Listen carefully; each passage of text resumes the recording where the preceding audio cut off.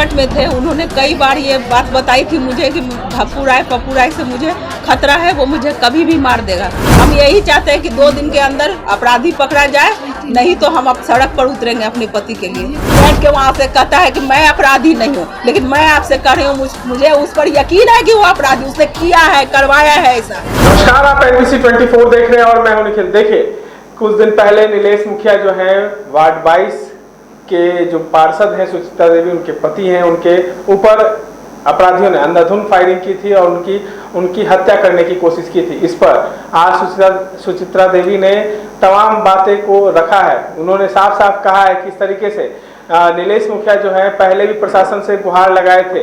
पप्पू राय, धप्पू राय और गोरख राय से इनकी जान की खतरे थी, इसलिए उन्होंने लगातार प्रशासन से गुहार लगाया था और सुरक्षा की मांग की थी, लेकिन उसके बावजूद भी इन पर इस चीज पर ध्यान नहीं दिया गया। क्या कुछ कह रही हैं सुचित्रा देवी, सुनिए।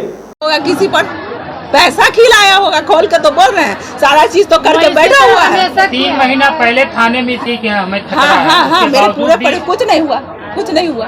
क्या हुआ? ऐसा उनको सुरक्षा प्रदान रहता तो क्या है, इतना निर्मम तरीके से उनका हत्या करने का कोशिश करता। DSP या SSP आ जाएगा, कोई दिन तय नहीं है। कुछ ऐसा नहीं बोले कि 2 दिन 3 दिन, ऐसा नहीं। इनके एक दोस्त थे 6 साल पहले, वीरमणि यादव, जूनियर इंजीनियर रह चुके थे। उनका भी एकदम निर्मम तरीके से ऑफिस से जब लौट रहे थे, इसी तरीके से रेकी करके हत्या कर दिया गया। इसी का हाथ है। बोलता है कि नहीं हम नहीं कर। चोर कभी चोरी करके बैठता है क्या? बैठ गया है, अपराध करा के कहता है हम तो यहाँ हैं, मेरा भाई है। देता है बचाव पक्ष के लिए कि हम 2 दिन का आप 2 दिन नहीं करेगी पुलिस से गिरफ्तारी, क्या करेंगे? रविशंकर प्रसाद जी को भी बोले हैं उसका गिरफ्तारी हमको चाहिए। 2 दिन में हमको दोषी चाहिए, मेरे पति का दोषी चाहिए। अगर वो यहाँ नहीं है, मैं हूँ उनके लिए, मेरा पूरा परिवार है, हम रोड पे उतरेंगे। हमको इंसाफ चाहिए, हमको किसी से डर नहीं है, अब किसी से डर नहीं। जो डर भी था निकल चुका है। जो ये हादसा हुआ हमको अब निर्भय बना चुका है। हम अपनी जनता से खाली ये अपील करते हैं कि आज तक नीलेश मुखिया उनके लिए सीना तान के चलते थे, कुछ होता था दिन चाहे रात, कोई बात नहीं, हम अपना जनता के पास जा रहे हैं। आज उसी जनता से हम हाथ उठा के सबसे विनती करते हैं, मांगते हैं कि आज मेरा साथ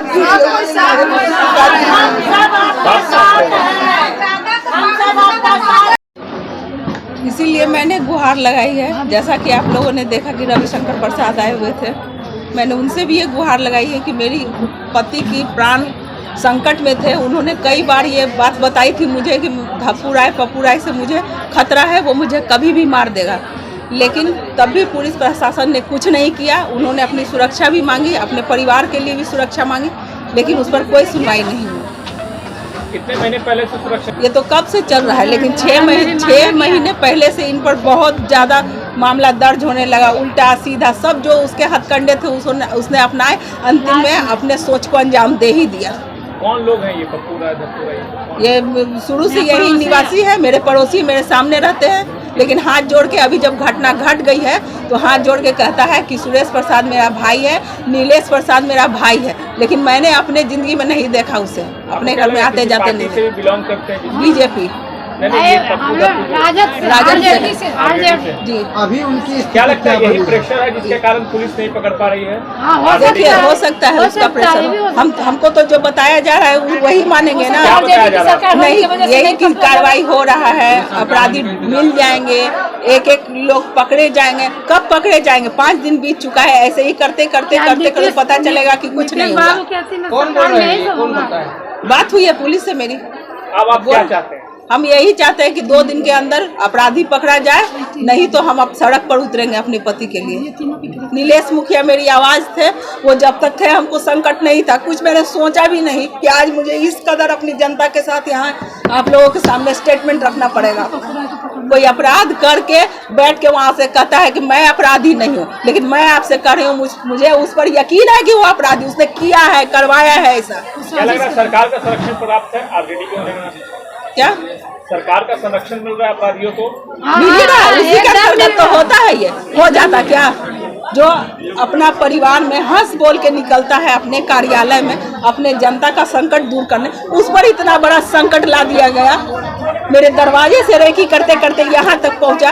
रोज देखता था कहाँ जाता है, क्या करता है, क्या कर रहा है। करते करते ये तो बिल्कुल निश्चित है कि हम तो अपने कार्यालय जा रहे हैं, अपना जनता के पास जा रहे हैं। तो धड़ाधड़ 7 गोलियां बरसा दी जाती हैं। वो मौत और जिंदगी से लड़ रहे हैं। कहीं भगवान, कहीं ये मेरी जनता का साथ है, आशीर्वाद है कि अभी तक उनके साथ चल रही है।